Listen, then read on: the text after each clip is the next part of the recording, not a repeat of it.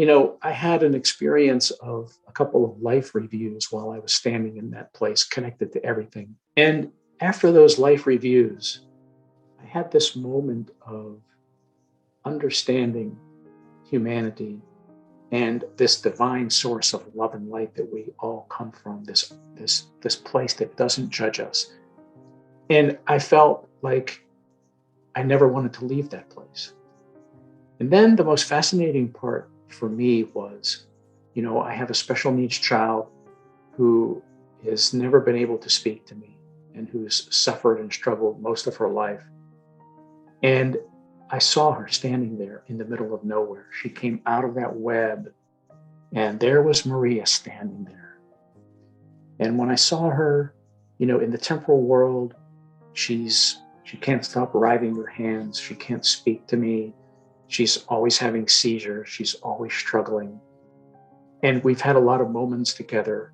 There have been times in my life where I prayed that God would just take her and relieve her from all this pain. But when I saw her standing there in the middle of nowhere, and she had this light emanating through her, and it wasn't the kind of light, any kind of light that you and I can see. It was that spiritual light that animates all life, the same spiritual light that comes from this divine source. And there she was, perfect and whole. And I said to her, Maria, your mother and I have taken you everywhere. We don't know what to do for you. We don't know how to comfort you anymore when you're having seizures. We've given up everything to try and heal you.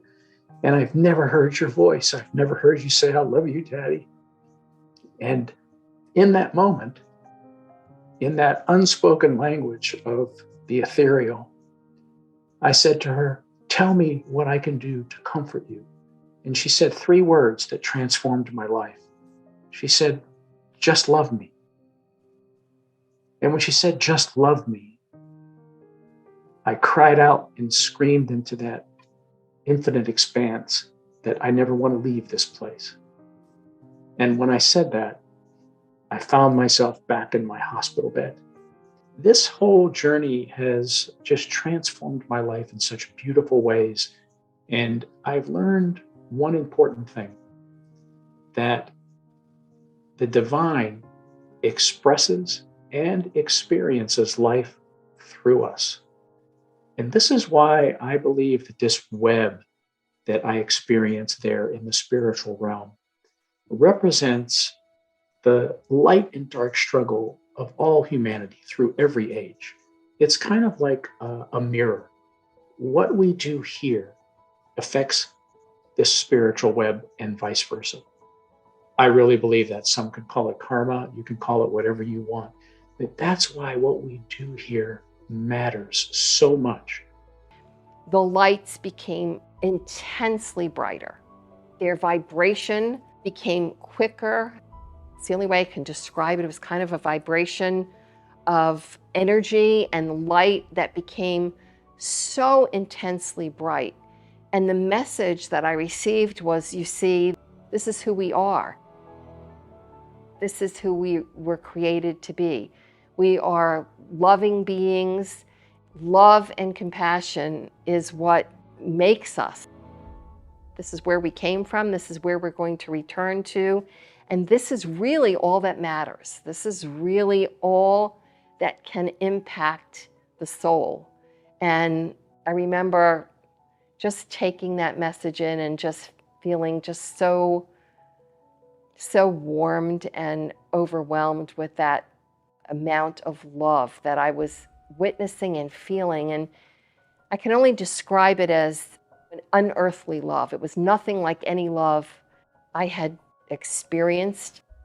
The closest I can describe it, really, and it doesn't even come close, was really remembering when my first child was born and holding him and just locking eyes with him, feeling a love overtake me that I really had never felt for anybody before, and knowing that we would be connected forever on a spiritual level. That's the closest I can come, but it really doesn't even describe it. And it was just so wonderful. I thought, well, you know what? I really never, ever want to leave this place.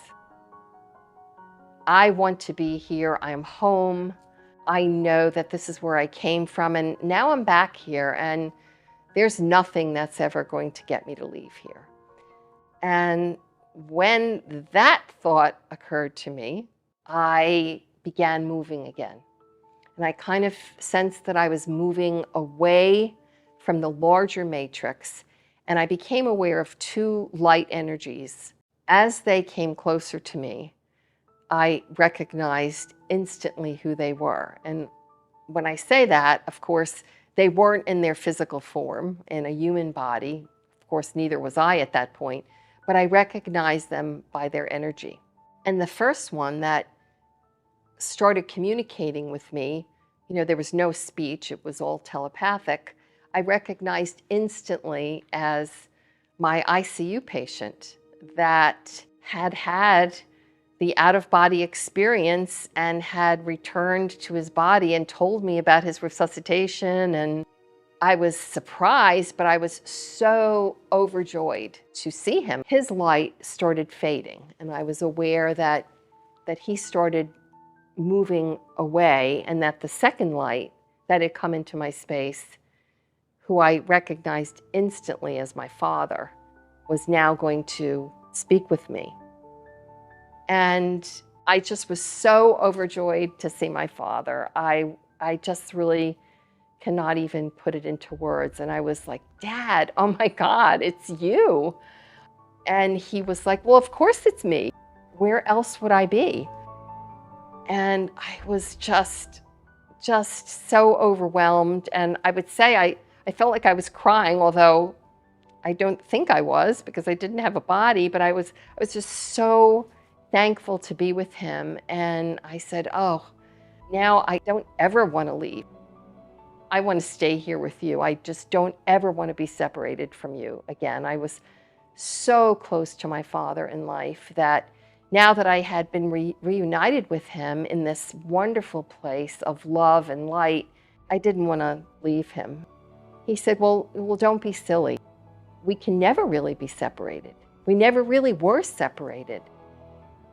I left my body and I died, but I never really left you. I've been with you this whole time, and I'm with you now. And once you go back, I will be with you. I'll never leave you. You can never really leave this place. It's a part of you. Don't be afraid to go back and do this work, because you're never going to be alone. We will always be with you, and I will always be with you. In truth, this place and the souls and the divine has always been with you. It's been a part of you. And I somehow accepted this. I trusted that even if I didn't understand it, if my father told me this, that he would not steer me wrong.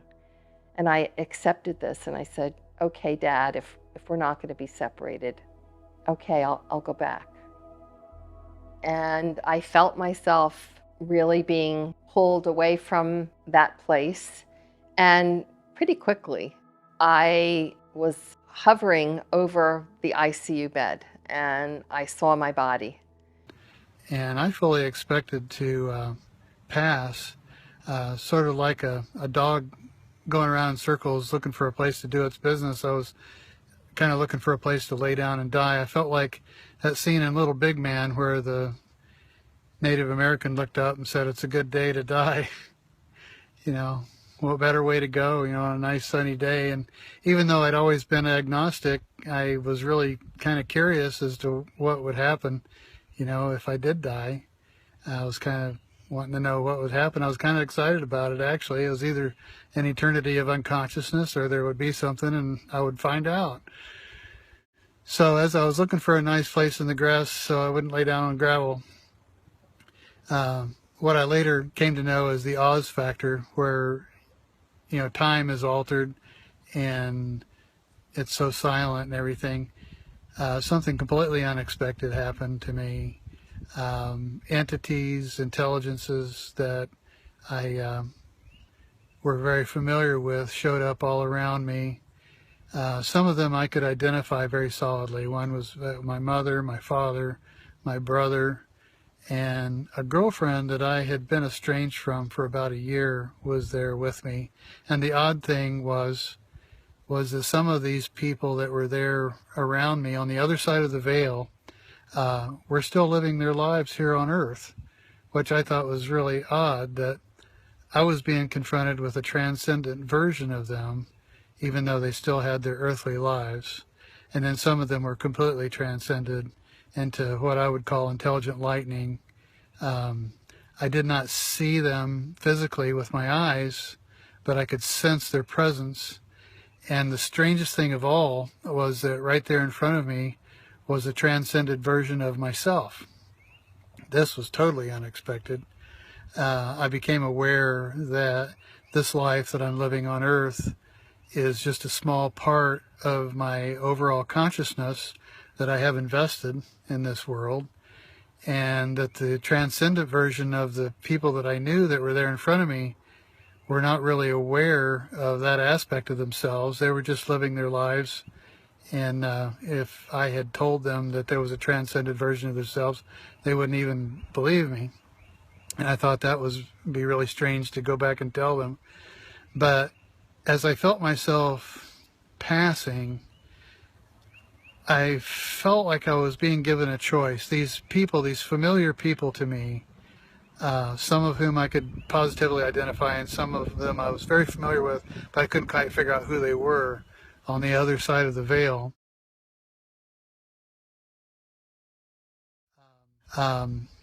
Gave me the impression that I had a choice, that they would welcome me on the other side if that's what I chose to do. But I got the distinct feeling that this life here on earth is very fragile and very valuable. There's things that we're here to learn, that I might want to stick around a little bit longer. That option was available to me. And I thought about it for a second. I was really, really tempting to let go and go meet my friends, just to walk through the other side of that veil and be with them. There's a lot going on the other side. I distinctly got the impression that there was an electronic field of some sort that these entities were embedded into. It was almost as if I had Googled Russ's dying to the universe and associated links, just like it does on Google. Your most closest links will pop up for you to examine, because one showed up and then another and then two or three. And there was just a collection of entities that I was grouped with, that I was real familiar with, that I could join if I wanted to. But I thought about it for a second, and it came over me. It's like, now that I know that there is something beyond death, it would be really interesting to live a little bit longer in this physical form, knowing that. My most recent near-death experience happened August 1st, 2004. I was a passenger in a car enjoying a beautiful summer day, and the next thing I remember is being in this black void, totally black, blacker than anything I've ever seen or experienced before. But it was absolutely wonderful. It was filled with this feeling of bliss and love surrounded me. I felt connected to the universe, to all things, all beings. It was a glorious feeling, and I could feel the buzz and the hum of the universe around me. And when I was in the midst of this, I was looking for my body. I was trying to feel my hands, my feet, and I couldn't find them. But I realized I was a point of consciousness, and I had this tremendous freedom. It was joyful. And when I looked around me in this fertile blackness, I saw these pinpricks of gemstone-colored lights bobbing on this vast ocean. And I realized they were souls who had passed over, and it filled me with awe seeing all of these beautiful souls. And I was just about to look down and see what color I was when from this blackness, a silhouette emerged. And it was a silhouette of my mother and my aunt, who had both recently passed over. And they were sitting on a park bench, kicking their feet, probably in their 30s. and they were very happy. And when I was looking at both of them, I noticed behind them this beautiful sunset, sunrise. It was the clouds, the sun, and I was just wanting to go into that sunset when my mother said to me, "Everything's going to be just fine."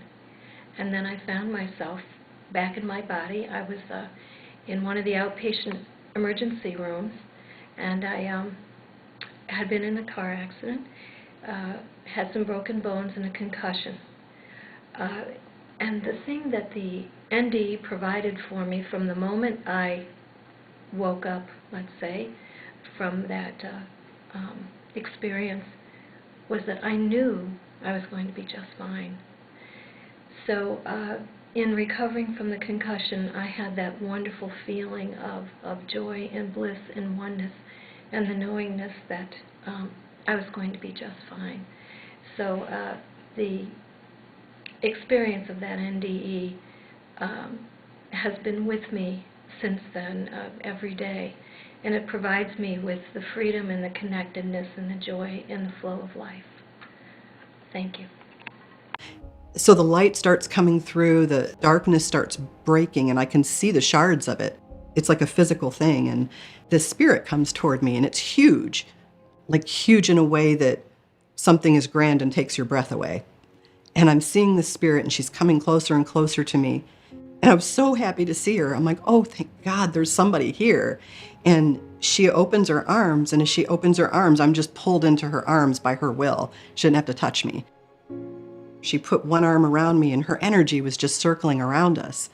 And all these shards of the broken darkness kept trying to get at me, and they would hit her energy, and they'd go flying off, and they were gone. And I knew they weren't just like gone out of sight. They were gone forever. That piece of the darkness was gone forever because she had fixed it. And I just started crying, like ugly crying, hysterical. But with her mind, she says, "Calm yourself, dear one." And I always tell people, if you've ever had surgery or a procedure where you've had to be sedated and they're pushing that drug in and you can feel it going through you, you can feel it sedating you, you can actually feel it as it's happening. That's what it was like. It was like her words broke apart and had their exact intended effect on me. I couldn't have resisted it. So I'm calming down and everything, and I'm trying to figure out who she is. I know her. And I look up, and I look at her face, and I look at those blue-green eyes, and on the top of her head, she's got this red-orange hair that looks like fire on her head. And I immediately knew it was my grandmother. And I'm like, oh my gosh, it's my grandmother, my mom's mom. Her name was Levita Patrius, and she worked in the steel stamping plants in Michigan, and it was a horrible job. And she lived with us when I was really little. Every day I would sit on the porch and wait for her to come home, and she would come home just red-faced and soaked in sweat. I mean, it was hard physical labor, and I just loved her. She was just an incredible person. She was a force. My husband always says, you have an overdeveloped sense of justice. Well, I get it from her. She died when I was 9, and I remember there weren't enough seats for the people to attend her funeral. I mean, she was just beloved. So there she was to greet me. And I remember looking at her, and I said, with my mind, because you don't have to speak there, I said, "Oh my gosh, I thought you were dead." And she said, "Oh no, there's no death. You know this." And I'm like, "No." And she says, "Yes, you know this. You learned this in school." And I'm thinking, when did they teach us there was no death? And I don't know what she's talking about. And she said, "Energy isn't created or destroyed. It just changes form. That's God's rule borrowed by man. The energy of who you are can't die. It just has to change forms because you can't stop energy."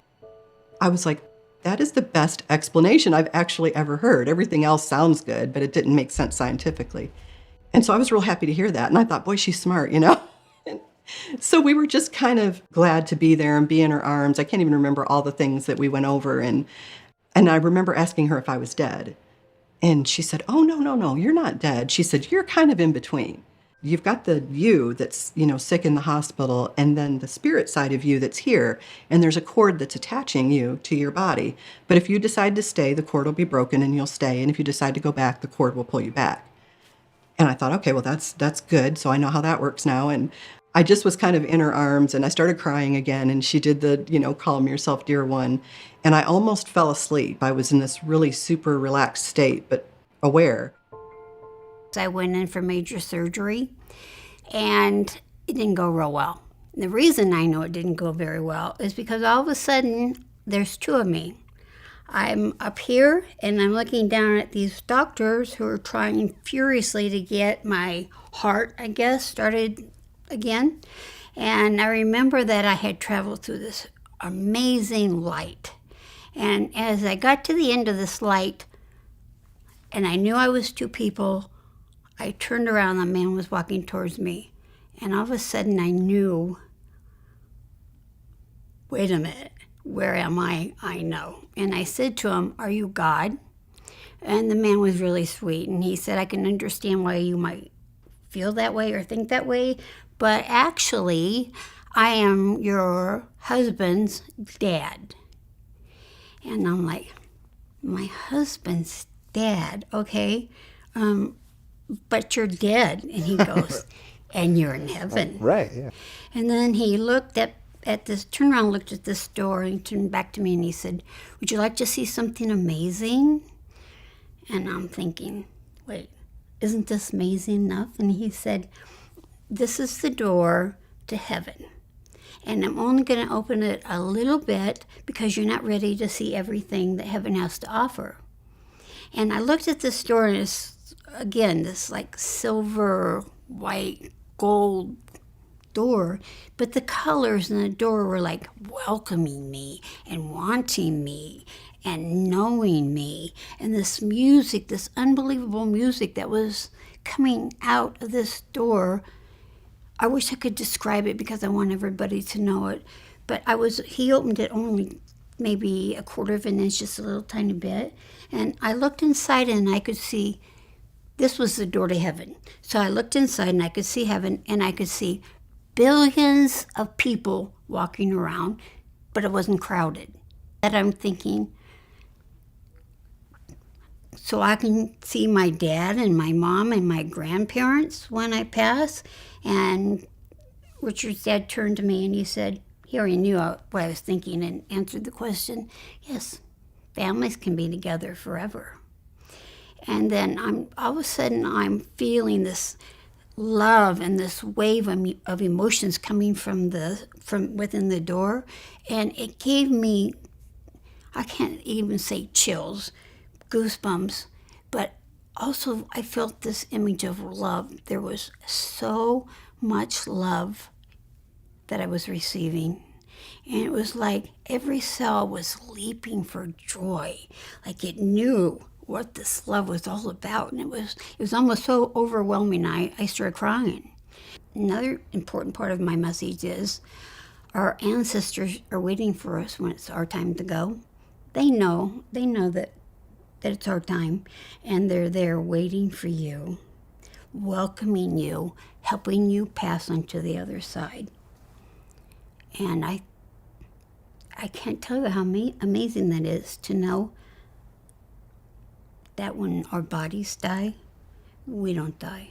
Our soul goes on and joins the afterlife. At the time, I had no explanation for any of this because I was an atheist, and I didn't believe you could exist beyond your body.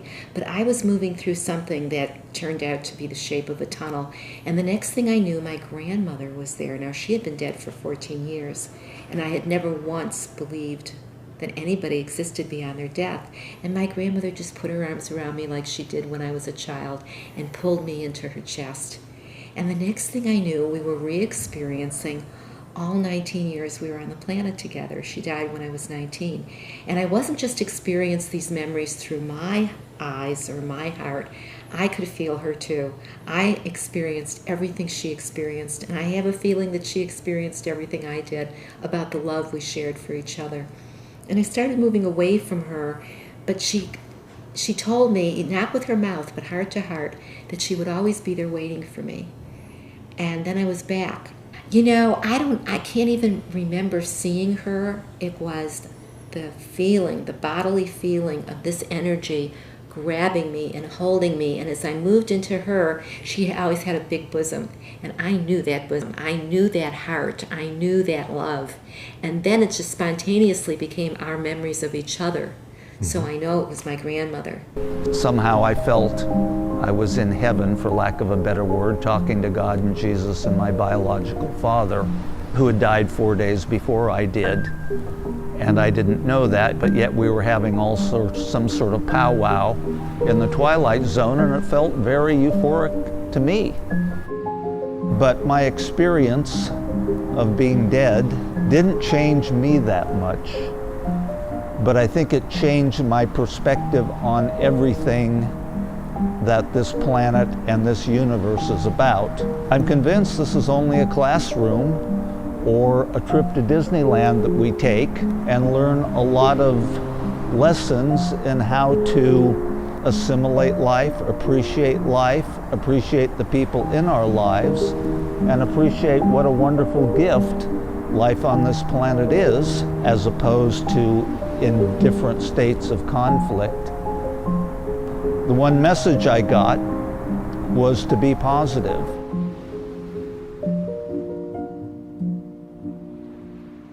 My little brother, who died the year before, he's the one who came in and he wanted me to follow him. And so we went to this room. It was just basically a big, open, bright, white room. And then there was a doorway that we went in, and there was 3 beings that I had met, and they spoke with me briefly about my purpose, about my path, about myself, and about me wanting to go back. Or it's not like they're saying you have to go back, you're not done. They're saying we highly advise you go back because you're not done. But it was obvious that I needed to go back. So yeah, seeing my brother, the way he responded to me, the way that felt, knowing that he is okay, knowing that, like, obviously when we die, we don't die. We're just on a different channel, if you will. And it was very much filled with peace. The peace that I felt throughout the whole time was something that I've never felt here. Even coming back, I have not felt that. There was just a sense of safety that I've never, ever been able to feel. And that safety brought in this peace. And so, yeah, there was a love as far as that room, as far as that light. It was just nothing but for my own benefit. The spirits there, the guides that were there for me. They were there for my best interest, you can tell. And we had a connection. So it's not like they were strangers. From the soul level, we all knew each other very well. My brother had just the way he is, just that, oh, wow, that was quite the ride, it's just the way he is as far as his personality. I always remember just the way his personality is. And he would always joke about things, but he was always light. So yeah, if it wasn't for his dying, I just feel like his death kind of set the domino effect into play with me, where one thing led to another. And then I find myself in such a low state where I'm wanting to die, and then having this NDE and then coming back. It's like my brother kind of set all that into motion. So when my brother impacted a lot of people while he was alive, but it was his death that did the most. A lot of his friends were on the wrong path as well. And when he died, they all shifted and changed to something different. I feel like he had more impact in his death, even for me, than when he was alive. It's as if his death and the way he died was a part of his path, a part of his plan for what he would do for people. I ended up in this tunnel of luminescent, white, golden, silvery light. And I saw this black, shadowy figure that looked like it was wearing a trench coat, probably about 20 meters away from me. And all I could do was look around and felt this inner penetrating peace and love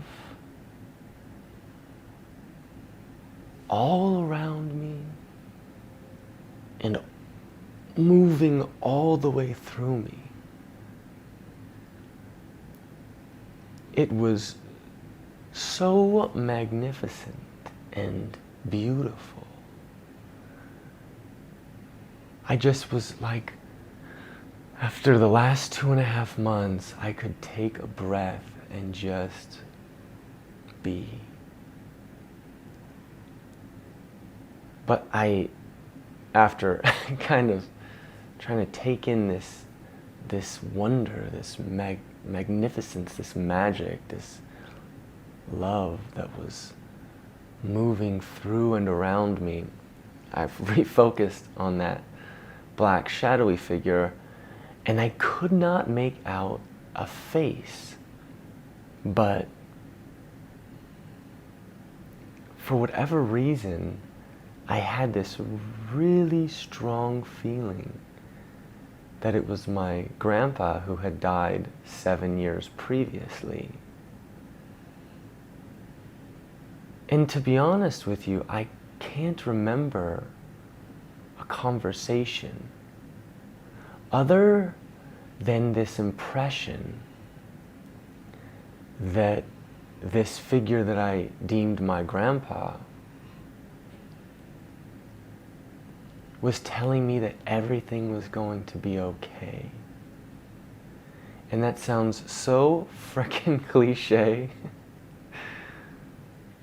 It does, it sounds so cliche. But it was not only that I was going to make it through all the cancer treatment, the chemo, all that stuff, but everything was going to be okay. And it was almost like we had this inaudible conversation that I just can't really remember, other than him communicating with me that all is well. No, everything is okay. Everything is good. Yeah, soul group, as I understand it, is 17, 25 souls, somewhere around there, who are at the same stage of evolution, which is another way of saying the same vibration, the same frequency. And you and the other members of your soul group take turns playing every conceivable role for each other. So you will be mother and daughter, father and son, brother and sister, best of friends, mortal enemies, teacher and student. And at the soul level, there's no judgment of any of these roles, even though quote unquote negative roles.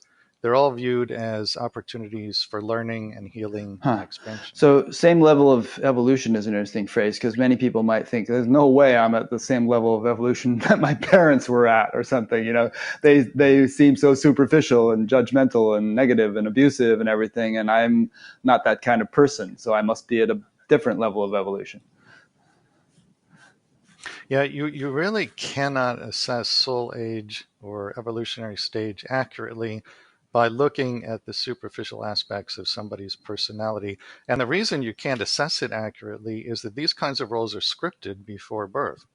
So if you feel that your parents are unenlightened or unevolved, for example, most likely you ask them in your pre-birth planning session to play that kind of role for you, because you felt that that would best foster your evolution in this lifetime. So in other words, somebody might be an abusive drunk or something and seemingly not very highly evolved, but they could actually be a very highly evolved person or soul playing that kind of role.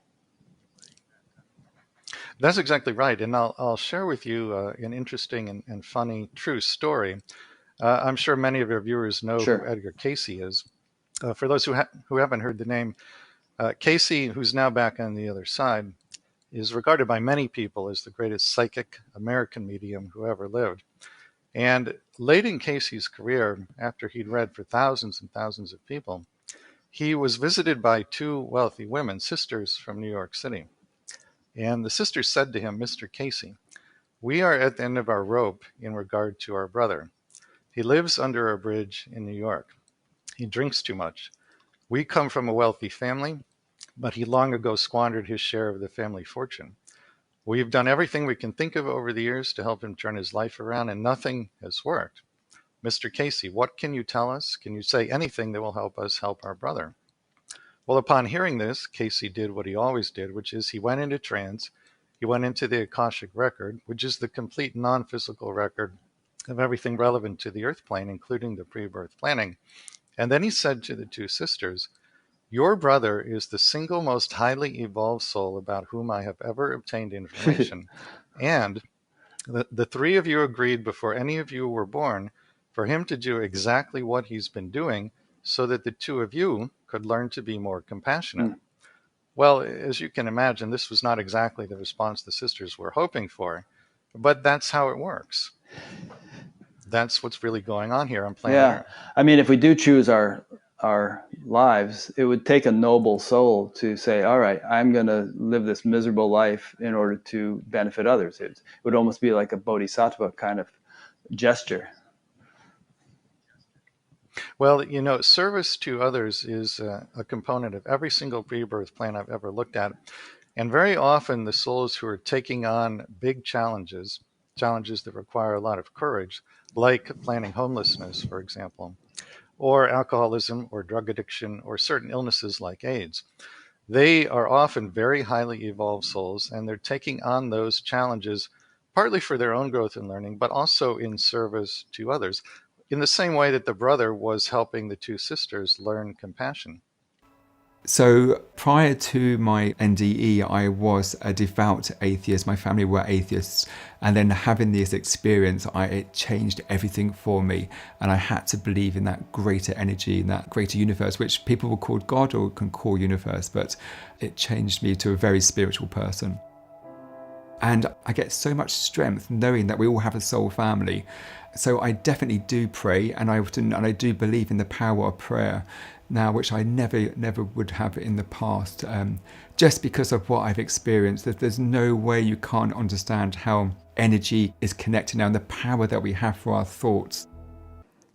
But I was paralyzed but not dead, and then at the end he decided to suffocate me by closing my nose and mouth until I died, but my soul kept on going.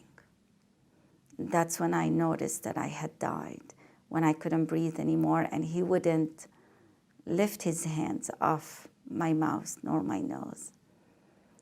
And I had a short visit to heaven. In heaven, I saw my mom and my father and my sister, who had committed suicide 20 years earlier. But she was in heaven, which was not what we were told. Growing up, we were told if you commit suicide, you go to hell. And I was delighted to see Nadia in heaven. What I saw is that when I met my grandfather, he was part of the unconditional love that I'd experienced in life, and he was the only person who had transitioned. When I saw him, he gave me great peace, and I thought, well, all I have is the memories of love with him. I don't have the memories in that place of his dying form, of what he looked like when he had leukemia. I just remember his soul's desire to write stories to me, to connect with me, to be that loving grandfather, to be that figure in my life that showed me that I was important. And that was beautiful. That's all that we had in that realm, was the love that we had experienced. When he looked at me and he said, "Do you want to continue on?" I knew this meant go to the light of God. So I just flew, and my soul just like went towards, and God looked like this bright light, but it was more than a light. It was intelligence. It was a magnet. It was something that changed me. I can't describe how shocking it was. I'd never experienced love like that before, only pieces, like through my grandfather, through parents, through friends. But this was like, I call it an atomic bomb of love, because it was so massive. It just hit me. And I thought, wow, in physical form, we spend so much of our time not loving ourselves, not being happy with this circumstance, feeling anxious, we just spend so much of our time not really understanding that we're connected to the greatest love that we can imagine, and that we can all feel okay. We can all feel this bliss, that this is kind of our divine right and what we deserve, no matter how we've been treated in childhood, no matter what we've experienced. Every single one of us can connect to this love.